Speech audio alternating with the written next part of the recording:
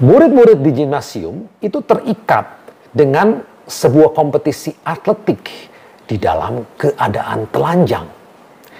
Ini menciptakan apa? Situasi di mana terlihat jelas perbedaan antara orang yang bersunat dan tidak.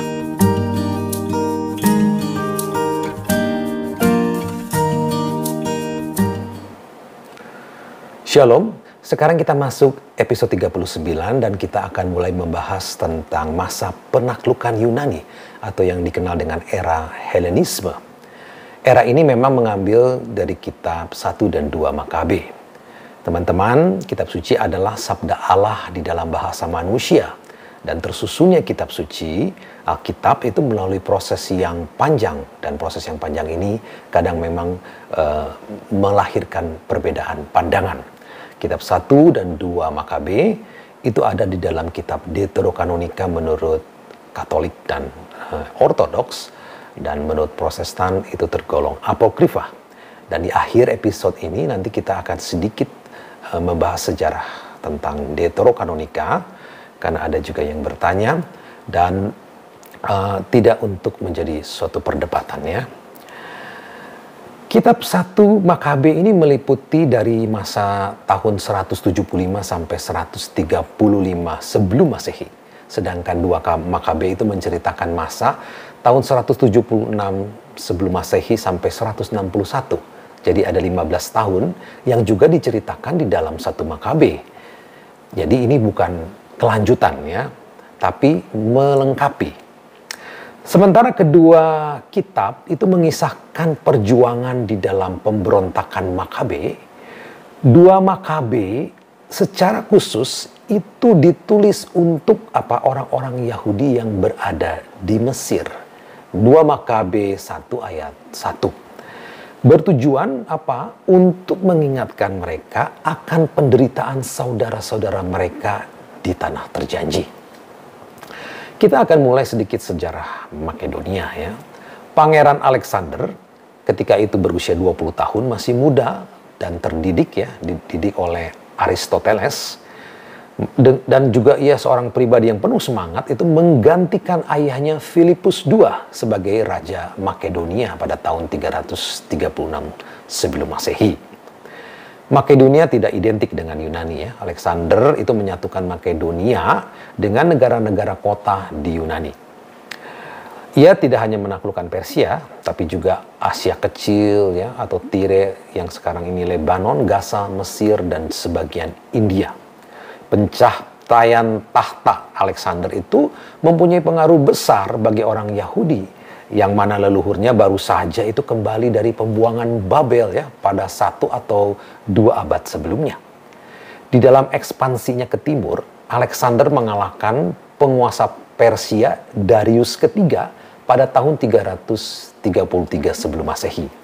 Dan itu mengakhiri penguasaan Persia di Palestina, sehingga muncullah era baru Yehuda. Penaklukan oleh Alexander Agung, begitulah namanya kemudian ia dikenal, menyebarkan budaya Yunani ini ke Timur Tengah, membawa suatu basis kehidupan baru yang lebih beragam dalam kehidupan regional. Pemikiran dan praktek Yunani ini meresap pada budaya lokal, menghasilkan apa yang disebut dengan Helenisme. Ini dari kata Hellas yang artinya Yunani ya, bahasa Yunani. Dan menurut sejarawan, Helenisme itu dimulai pada masa Alexander Agung sampai munculnya nanti Kekaisaran Romawi kurang lebih tahun 31 sebelum Masehi. Helenisme ini sebuah perpaduan yang membawa kesadaran internasional ya, yang lebih luas ya, kepada beragam orang di Kekaisaran Alexander. Ketika ia menaklukkan Mesir di tahun 331 sebelum Masehi, ia mendirikan kota Alexandria yang kemudian ini menjadi pusat Helenisme. Kuil-kuil untuk dewa-dewa Yunani dibangun di berbagai daerah, juga gimnasium dibangun untuk menyebarkan ide-ide pemikiran-pemikiran Yunani dengan melatih tubuh dan pikiran orang-orang Buddha. Nah, di episode ini nanti kita akan berkisah tentang awal mula tekanan hebat ya pada masa Helenisme itu, yaitu setelah kematian Alexander, di mana kekaisaran itu pecah terbagi oleh para jenderal-jenderalnya, dan Palestina itu adalah permata yang diperebutkan oleh kekaisaran baru yang lebih kecil di sekitarnya.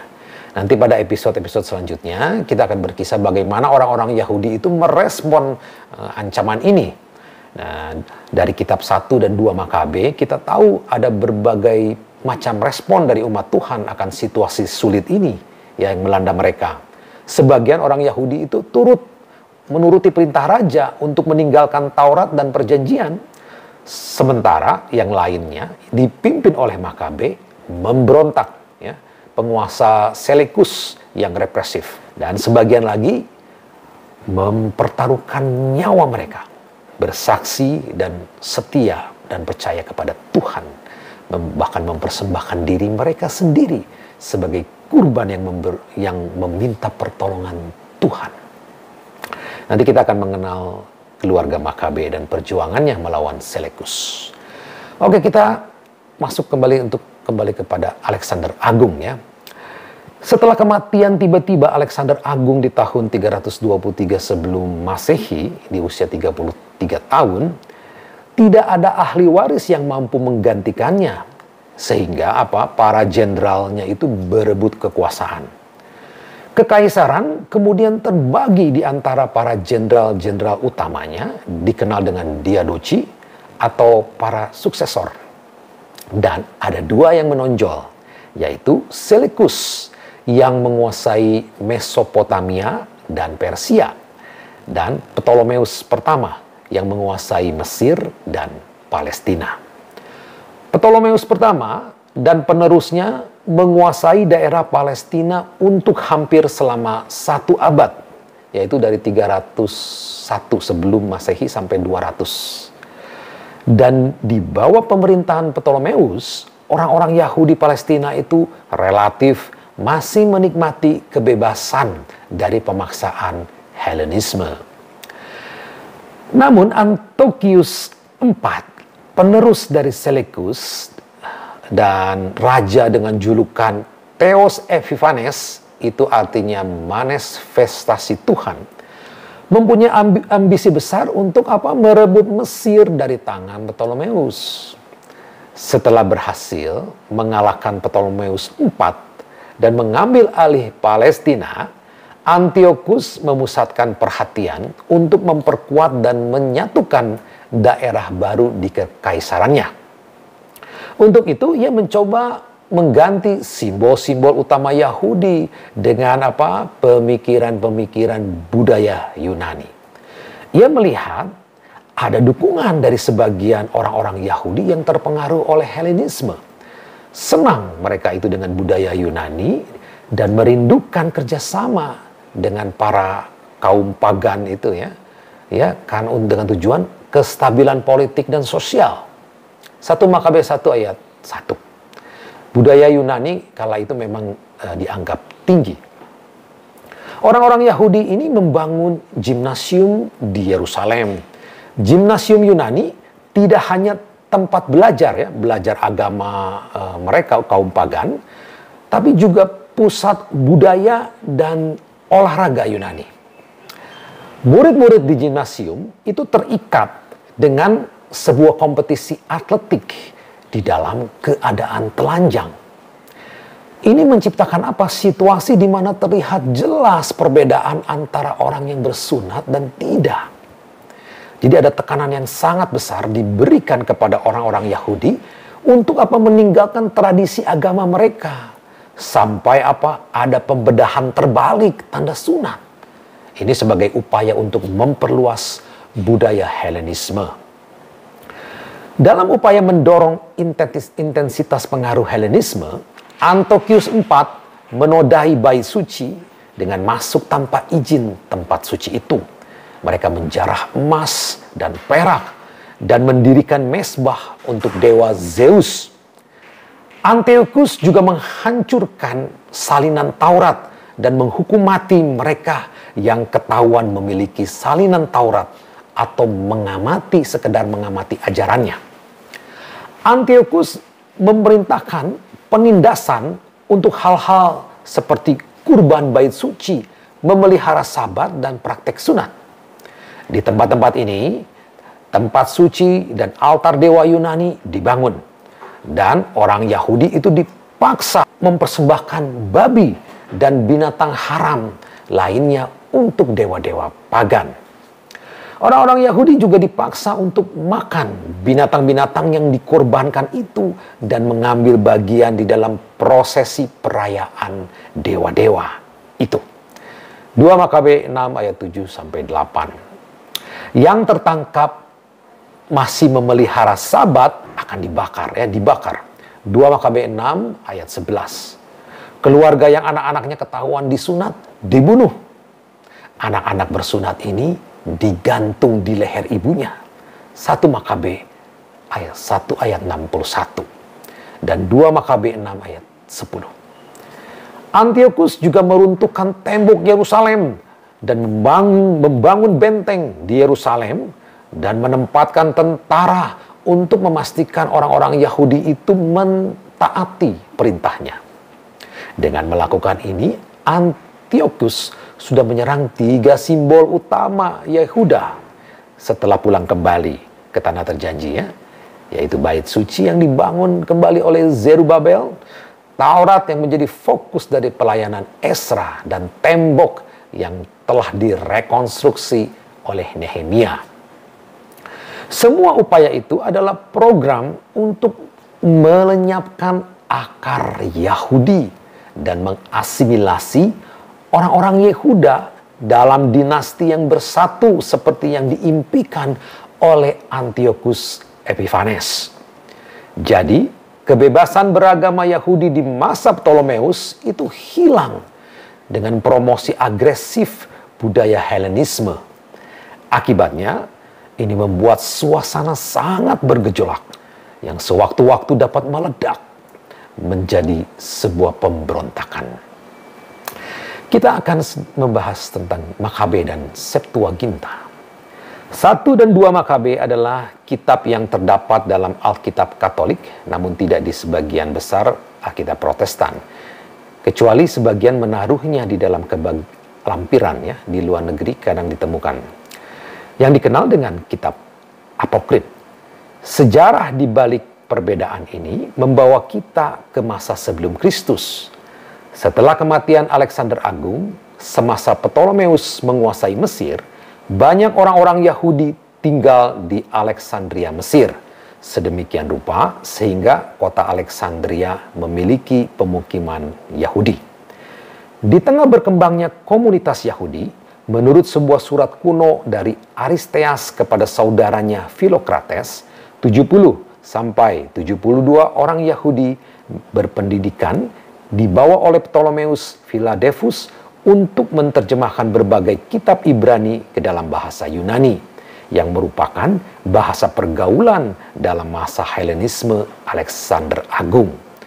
Terjemahan Yunani pertama terjadi pada antara abad kedua sampai ketiga sebelum Masehi, dikenal dengan Septuaginta, kata Latin yang artinya adalah 70, kadang ditulis LXX, diambil dari 70 orang sarjana.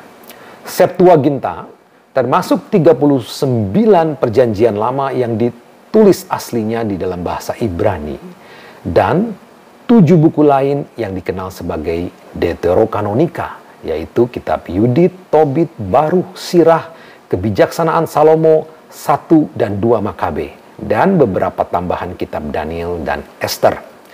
Deuterokanonika yang artinya kanon kedua mengacu pada tradisi Yahudi di Alexandria yang menilai kitab-kitab itu sebagai kitab-kitab yang otentik. Jumlah kitab-kitab beredar yang diyakini suci banyak beredar di tengah jemaat Yahudi, kadang menyesatkan, sehingga para rabi membuat konsili untuk menetapkan kanon Yahudi. Ada asumsi bahwa dalam kanon Yahudi atau Palestina, kitab-kitab yang dianggap kanon atau otoritatif oleh orang-orang Palestina di masa Yesus hidup itu tidak memasukkan kitab-kitab Deuterokanonika di dalamnya. Tapi penemuan gulungan Laut Mati, itu antara 1947 sampai 56, membuktikan bahwa orang-orang Yahudi di Palestina menganggap kitab-kitab Deuterokanonika sebagai kitab suci.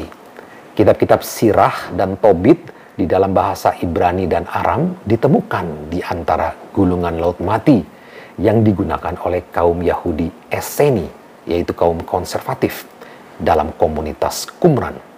Hal ini menggambarkan bahwa orang-orang Yahudi di abad pertama di Palestina menganggap kitab-kitab ini sebagai kitab suci, seperti halnya orang-orang Yahudi di Alexandria dan seluruh wilayah Yahudi. Terjemahan Septuaginta untuk Perjanjian Lama biasa digunakan pada masa sebelum dan sesudah Yesus dan oleh para penulis Perjanjian Baru. Penulis Yahudi seperti Matius dan Paulus sangat mengandalkan Septuaginta ketika mengutip Perjanjian Lama, yang mengindikasikan penerimaan Septuaginta di antara Yahudi abad pertama, dan pembuktian bahwa orang Yahudi Palestina memegang kanon Alexandria atau Septuaginta. Septuaginta juga digunakan pada masa bapak-bapak gereja dan bahkan hingga sekarang dipakai dalam terjemahan biblis modern. Sementara jemaat Kristen awal menggunakan versi Septuaginta untuk kitab-kitab Ibrani, pada abad kedua dan 3 Masehi, banyak orang-orang Yahudi tidak lagi menggunakan Septuaginta. Reaksi atas meningkatnya jumlah komunitas orang-orang Yahudi berbahasa Yunani yang menjadi Kristen, orang-orang Yahudi, terutama yang berada di bawah bimbingan rabi-rabi yang selamat dari penghancuran Yerusalem di tahun 70, mulai mengajar bahwa hanya bahasa Ibranilah yang dianggap inspirasi dari Tuhan untuk membedakan mereka dari orang-orang Kristen. Akibatnya, mulai abad kedua dan 3 Masehi, hanya Perjanjian Lama versi Ibrani yang dianggap kanon oleh mayoritas orang-orang Yahudi. Tahun 382 Masehi, Hieronymus diperintahkan Paus Damasus untuk menerjemahkan kitab suci ke dalam bahasa Latin. Ia memang sempat menyaksikan otoritatif kitab-kitab Deuterokanonika dalam Septuaginta. Sekian abad kemudian, pada masa Reformasi Protestan, kesangsian itu memuncak. Luther mempertanyakan kelayakan sejumlah kitab dalam Alkitab, mendebat masuknya dalam kanon. Walau akhirnya ia menyadari tidak mungkin menghilangkan kitab-kitab seperti kitab Yakobus yang disebut sebagai surat jerami, ia berhasil melegalkan keinginannya untuk menyingkirkan 2 Makabe karena tidak menyukai pengajaran terkait mendoakan orang mati, sehingga ia mengadopsi kanon Ibrani. Jadi Luther melepas 7 kitab Deuterokanonika yang ada dalam Septuaginta, namun tidak ada dalam Perjanjian Lama Ibrani. 7 kitab itu disebut sebagai apokrif, patut dibaca tapi tidak boleh dipakai sebagai dasar sebuah doktrin. Sedangkan Gereja Katolik tetap mempertahankan 46 kitab Perjanjian Lama yang dipahami sebagai inspirasi dari jemaat Kristen mula-mula, yang kemudian diartikulasikan sebagai inspirasi dalam Konsili Trente. Demikian teman-teman, episode ini nanti kita akan teruskan dengan pemberontakan Makabe. Terima kasih, Tuhan Yesus memberkati. Amin.